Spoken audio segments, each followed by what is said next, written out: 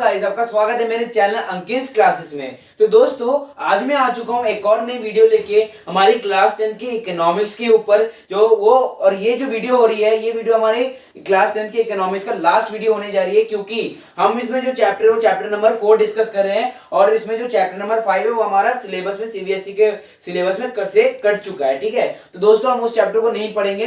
तो दोस्तों, ये जो हमारा चैप्टर नंबर 4 है, चैप्टर नंबर 4 का नाम है ग्लोबलाइजेशन।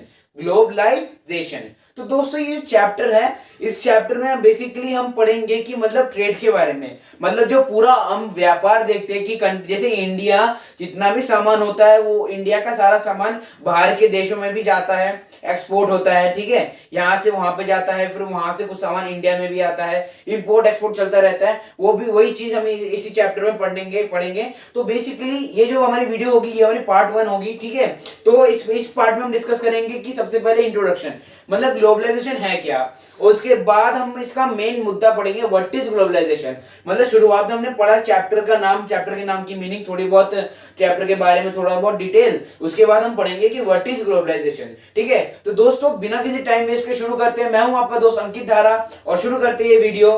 तो दोस्तों, सबसे पहले हम पढ़ते हैं कि व्हाट इज, मतलब ग्लोबलाइजेशन के नाम का मतलब क्या है। ठीक है, तो दोस्तों अगर हिंदी में इसका नाम एकदम पूरी क्लियर हिंदी में जाएंगे तो हिंदी में इस नाम का मतलब होता है भूमंडलीकरण। ठीक है, भूमंडलीकरण। तो आप सोचोगे ये नाम तो याद रखना बहुत मुश्किल होता है, क्योंकि भूमंडलीकरण कुछ ज्यादा ही अजीब सा नाम है और याद करने में भी थोड़ा बहुत मुश्किल होता है। ठीक है, तो दोस्तों इस चीज, मतलब अगर आपको मैं ठीक से आपको ग्लोबलाइजेशन की डेफिनेशन दूं तो ग्लोबलाइजेशन का मतलब होता है जब डिफरेंट कंट्रीज, मतलब एक कंट्री दूसरी कंट्री के साथ ट्रेड कर रही है और उन दोनों के बीच में एक लिंक स्टैब्लिश हो रहा है। लिंक मतलब जैसे हम ट्रेड कर रहे हैं ना, ट्रेड के साथ उनका कनेक्शन हो रहा है। मतलब जैसे इंडिया है, इंडिया ने कोई सामान ट्रेड किया अमेरिका में, तो अमेरिका और इंडिया के बीच में एक रिलेशन तय हो गया, एक रिश्ता हो गया, जिसके थ्रू मतलब हम ट्रेड कर रहे हैं, ट्रेड के थ्रू एक लिंक पैदा होता है। उसी लिंक को और उसी प्रोसेस को हम ग्लोबलाइजेशन कहते हैं। ठीक है दोस्तों, आपको चीज समझ में आई चुकी होगी। तो ग्लोबलाइजेशन का मतलब होता है the integration of different countries through trade and commerce is known as globalization. ठीक है, चीज समझ में आए आपको, एक और बार बताता हूं।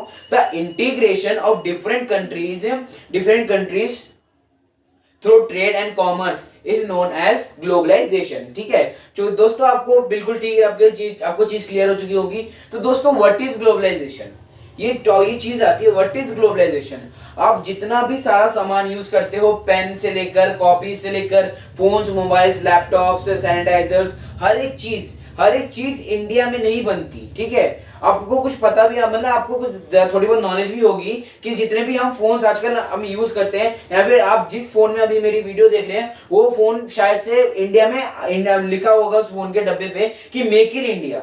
ठीक है, हो सकता है आपके डब्बे में लिखा हो मेक इन इंडिया, तो आपने इसका मतलब समझा होगा कि ये फोन इंडिया में बना है, मतलब इसके सारे पार्ट्स इंडिया में ही बने होंगे। लेकिन दोस्तों ऐसा नहीं होता। फोन जो होता है, फोन के बहुत सारे पार्ट्स होते हैं, वो सारे पार्ट्स अलग अलग जगहों से आते हैं, वो अलग अलग जगहों से इंडिया में आते हैं। फिर इंडिया में वो सारे पार्ट्स एक दूसरे रिसेंबल होते हैं। रिसेंबल का मतलब होता है एक दूसरे सारे पार्टों को इकट्ठा करके फोन बनाया जाता है। ठीक है, चीज समझ में आया आपको। तो ये जो चीज होती है ना, ये चीज मतलब देखो क्या हुआ, फोन बना। ठीक है, जितने भी सारे पार्ट्स थे, चाइना, कोरिया, जापान, ऐसे ऐसे देशों से वो सारे पार्ट्स आए। पार्ट्स कहां पे आए, हमारे इंडिया में। ठीक है, तो लिंक स्टैब्लिश किया हमारे इंडिया के साथ, बाकी इन 3-4 कंट्रीज का तो हो गया ना। तो इसी चीज को हम कहते हैं ग्लोबलाइजेशन। अब जितने भी अब मैंने ये तो बताया, मैंने खाने, मतलब ये तो बताया मैंने फोन्स के बारे में, इलेक्ट्रॉनिक गैजेट्स के बारे में। अब एक चीज आती है खाने के बारे में। आप में से बहुत सारे लोग ऐसे होंगे, बहुत सारे बच्चे ऐसे होंगे जो मतलब मैकडोनल्ड गए होंगे, जो मतलब डोमिनोज में भी गए होंगे, जो मतलब केएफसी में भी गए होंगे। ठीक है, तो दोस्तों ये जो सारी चीज है, ये जो सारी कंपनीज है, ये जो सारी जगहों पे जितने भी रेस्टोरेंट्स है जहाँ पे आप जाके खाना खाते हो, वो सारे क्या लगता है, क्या वो इंडियंस है? मतलब हाँ, वहां पे जितने भी काम करने वाले वो तो इंडियंस है, लेकिन क्या वो कंपनी इंडियन है? नहीं, वो कंपनी इंडियन नहीं है। वो कंपनी मैकडोनल्ड हमारे अमेरिका में भी है, मतलब अमेरिका में बहुत सारे अलग अलग कंट्रीज की ये सारी कंपनीज होती है, जो कि मतलब अपने ट्रेड को, अपने व्यापार को, अपने बिजनेस को बढ़ाना चाहती है तो बढ़ाने के लिए वो क्या करती है, सिर्फ अपने देश में ही नहीं ये अपनी दुकानें नहीं खोलती, ये अलग अलग देश में जाके भी अपनी दुकानें खोलती है। ठीक है, तो इसी चीज को हम ग्लोबलाइजेशन भी इसी चीज को हम ग्लोबलाइजेशन कहते हैं। ठीक है, तो ये थे ग्लोबलाइजेशन के कुछ एग्जांपल। आपको चीज भी समझ में आ चुकी होगी कि व्हाट इज ग्लोबलाइजेशन।